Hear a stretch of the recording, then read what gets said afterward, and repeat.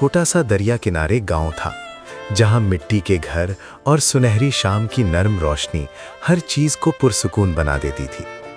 इन्हीं गलियों में एक नन्हा सा सुनहरी लैब्राडोर अपने छोटे आवारा दोस्त के साथ घूमता फिरता था।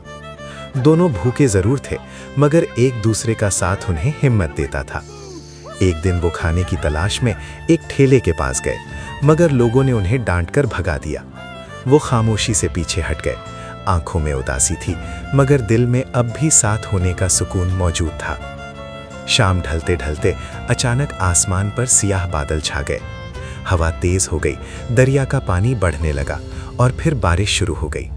कुछ ही देर में बारिश तूफान में बदल गई और गांव पर खौफ का साया छा गया। दोनों पपी एक दूसरे के करीब सिमट गए, जैसे जानते हों कि कुछ बुरा होने वाला है। फिर वो लम्हा आया जब पानी गलियों में दाखिल हो गया।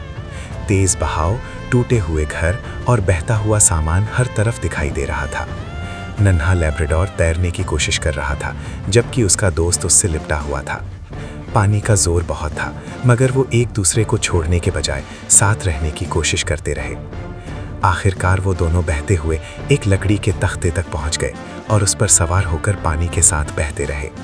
उनकी आंखों में खौफ था, मगर एक दूसरे की मौजूदगी उन्हें हिम्मत दे रही थी। जब सुबह हुई तो गांव की शक्ल बदल चुकी थी। हर तरफ कीचड़, टूटे घर और खामोशी थी, मगर दोनों पपी साथ थे, थके हुए मगर महफूज।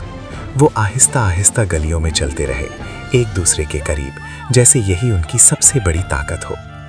इसी दौरान एक नर्म दिल लड़की की नज़र उन पर पड़ी। उसने आहिस्ता से ज़मीन पर खाना रखा। दोनों पपी पहले तो डरे हुए थे, मगर फिर आहिस्ता आहिस्ता उसके करीब आए। पहली बार उन्हें लगा कि अब सब ठीक हो जाएगा। लड़की उन्हें अपने घर ले गई, उनके गीले बाल साफ किए, उन्हें खाना दिया और एक गर्म जगह सोने के लिए दी। दिन गुजरते गए और उनकी आंखों से खौफ कम होता गया। अब वो दोनों एक साथ खेलते, एक साथ सोते और हर लम्हा एक दूसरे के साथ रहते।